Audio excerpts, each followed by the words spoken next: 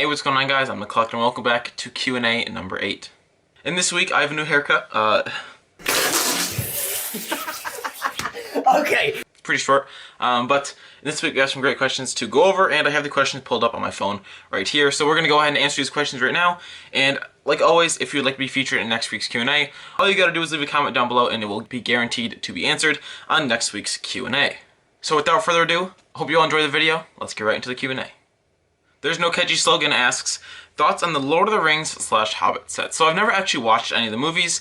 To be frank, I haven't really paid attention much to the sets. I know they have some pretty interesting figures. Personally, I don't really find interest in them. I've never watched the movies, never bought any of the sets, never had interest in buying any of these sets. So I guess I just sort of brushed off my shoulders. It's not a theme I'm very interested in, and I can almost guarantee I'll never buy a Lord of the Rings / Hobbit set.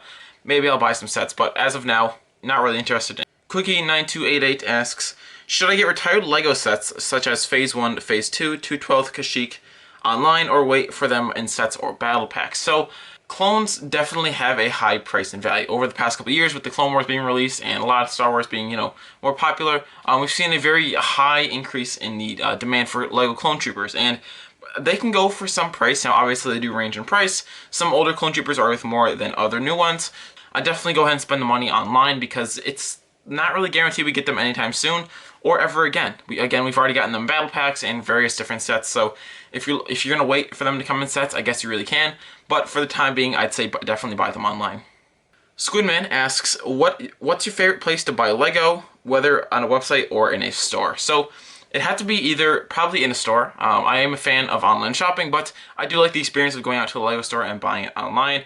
For example, like the T-Rex Rampage you see up there, I actually went to the store and bought it. I could have easily gone on Amazon, ordered it. They had it in stock, but I decided to go into the store and buy it. Now, obviously there's a pandemic, I know, but I was wearing a mask, I was safe. I don't go out that often anyways, so I definitely prefer going out in store and buying LEGO sets. I think it's just more of the experience too that adds to buying the LEGO set versus just pressing a button online and waiting a couple days. So I really do like the experience of going out to a store and purchasing the LEGO set to have in my collection. Obviously right now it's a lot more safe to buy them online, but that's unrelated.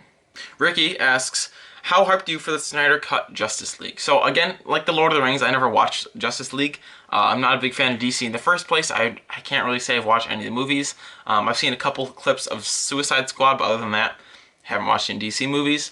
But I have heard a lot of hype around the Snyder Cut, and I do know the whole Justice League situation. It was like people thought it was going to be a great movie. It wasn't, at least from my understanding. And personally, I might watch it. I might watch Justice League before the Snyder Cut comes out, because some of the characters I'm a fan of. Now, I have watched some DC shows, I will say that. I know I said it before, but I have watched some DC shows, including Arrow and The Flash, which I think are pretty good shows. There's a good chance I'll probably watch the Snyder Cut when it comes out. Tech Productions asks, what's it like being friends with Sans? Jack1701 asks, if you could have any one Star Wars show created, which characters would be in it, and what would it be about? This, I have to do some thinking about. I think my easy answer would have to be General Grievous. I think General Grievous has a very awesome backstory. If you guys don't know his backstory, basically the sum of it is he was a warrior of some place, and then, so I think getting a backstory for him and more like in depth of what he's really like would be pretty cool, because he's really not that explored of a character. We've seen him, we see him in the old Clone Wars, some new, newer Clone Wars, some movies, but we don't really know that much about him. To really find out about the character, you have to go really deep into lore. I think it'd be pretty cool to have him in a movie or a show based on him. I think he has some great potential for some Star Wars media. Hopefully we'll see him in some upcoming shows, but we'll have to find out. So that I guess my easy answer would have to be General Grievous in this case. Quickie9288 asks, is it better to buy clone lots or individually for clone army building? So my answer for this would have to be, it really depends on the price. Now, you really got to do some researching on what you're buying, because a lot of people sell clones for really high prices.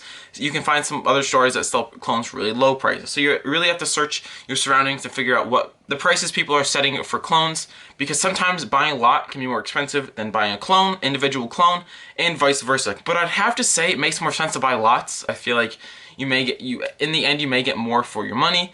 So it is really up to you, but I have to say lots are the better way to go.